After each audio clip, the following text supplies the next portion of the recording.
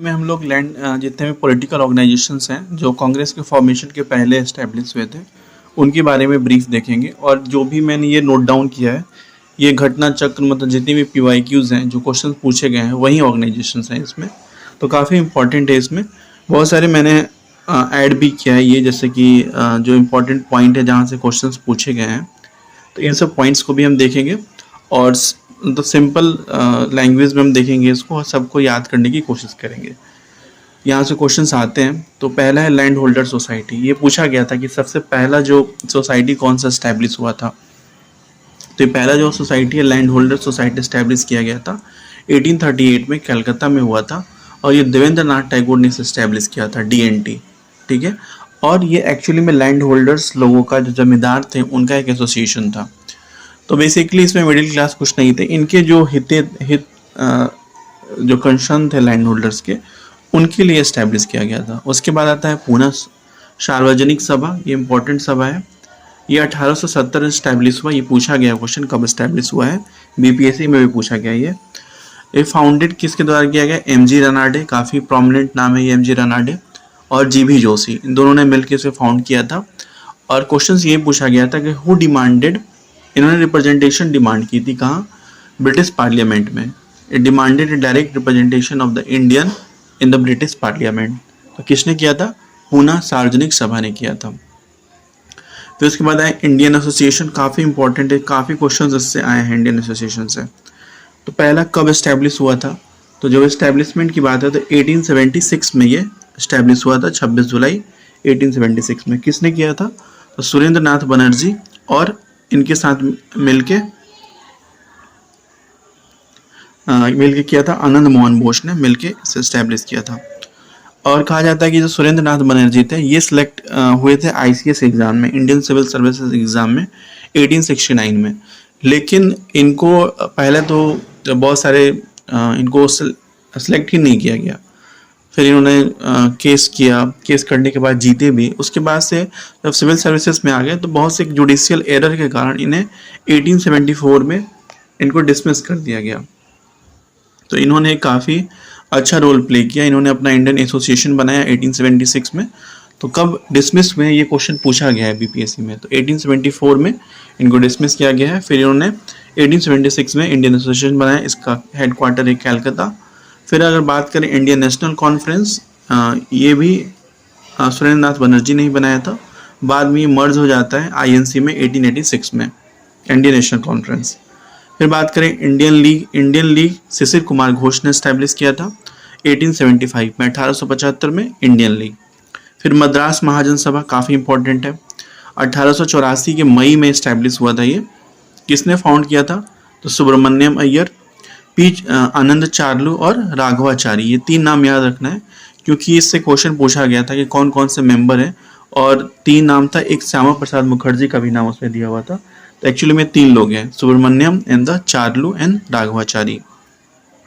Bombay presidency association की बात करें तो 1885 में ये इस्टेब्लिश हुआ। और इसमें कौन थे? इनको बॉम्बे ट्रिम्विरेट भी कहा जाता है। ठीक है। बॉम्बे जो 3 लोग थे इसमें, एक थे फिरोजा शाह मेहता, बदरुद्दीन तैयबजी और KT तलंग। तो ये सब लोग पारसीज थे। तो उनका एसोसिएशन था बॉम्बे प्रेसिडेंसी एसोसिएशन। 1885 में था जब कांग्रेस फॉर्मेशन हुआ, उसी टाइम में ये इस्टेब्लिश हुआ था ये। फिर उसके बाद बात करें हम British India society. British India society 1839 में ये लंदन में इस्टेब्लिश हुआ। किसने इस्टेब्लिश किया था? तो विलियम एडम ने इसे इस्टेब्लिश किया था। विलियम एडम ने इसे इस्टेब्लिश किया था। फिर ईस्ट इंडिया एसोसिएशन 1866 में, ये भी लंदन में इस्टेब्लिश हुआ है। तो ब्रिटिश इंडिया सोसाइटी या फिर ईस्ट इंडिया एसोसिएशन, दोनों लंदन में इसके हेडक्वार्टर थे। और किसने इसके किया था? दादा भाई नौरोजी। ये भी काफ़ी प्रोमिनेंट नाम है ये। तो दादा भाई नौरोजी ने ईस्ट इंडिया एसोसिएशन 1866 में इस्टेब्लिश किया था। और British India society William Adam ने किया था 1839 में लंदन में। सोशल रिफॉर्म एसोसिएशन की बात करें तो KCS, केशव चंद्र सेन, ये 1870 के आसपास इन्होंने किया था इसको। ठीक है। और बंग भाषा प्रकाशिका सभा की बात करें तो 1836 में इस्टेब्लिश किया गया था।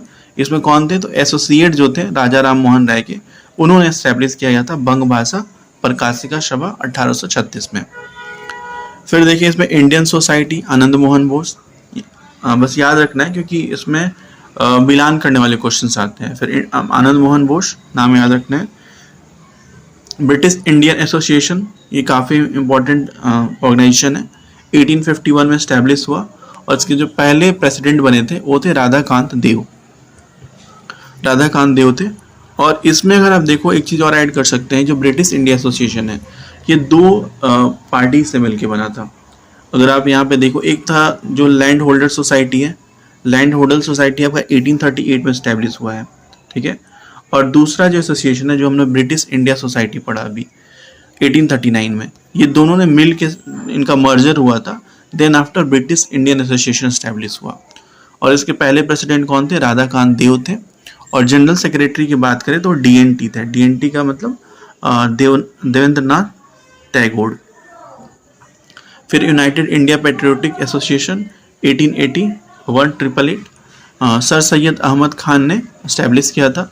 और राजा शिव प्रसाद जो थे बनारस के, इन्होंने भी इसमें हेल्प की। ये क्वेश्चन बीपीएससी में पूछा गया था किसने हेल्प की थी, तो ये राजा शिव प्रसाद है, ये बनारस के थे।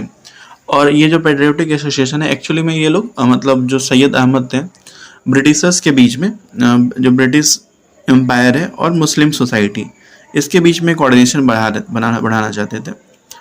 और यहाँ देखें तो ये ब्रिटिशर्स के थोड़े सपोर्टेड थे। फिर सर्वेंट ऑफ इंडियन सोसाइटी की बात करें 1905, ये गोपाल कृष्ण गोखले ने स्टैब्लिश किया।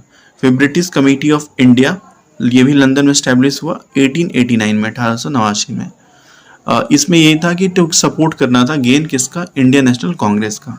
और लास्ट में है थियोसॉफिकल सोसाइटी, ये मैडम ब्लवात्स्की और ऑलकट ने किया था। बाद में इन्होंने अपना सेंटर चेंज करके मद्रास के अड्यार में हेडक्वार्टर बनाया, ठीक है। तो बेसिकली ये लोग रिलीजन को पढ़ना चाह रहे थे, हिंदू रिलीजन को डीप में। और बाद में आप इसमें देखोगे तो 1907 में एनी बेसेंट भी इसकी चेयरमैन बनती हैं, एनी बेसेंट, ठीक है। तो ये टोटल हुआ जितने पॉलिटिकल ऑर्गेनाइजेशंस हैं, और इसको एक बार आप रिवाइज कर सकते हो। ये जो है तारकेश्वर मूवमेंट, ये मूवमेंट्स रिलेटेड है, देख सकते हैं। हाली सिस्टम, बॉन्डेड लेबर, नादर्स ने डिमांड किया था right to enter in the temples 1899 में। तो यहाँ पे ये कंप्लीट होता है। Thank you.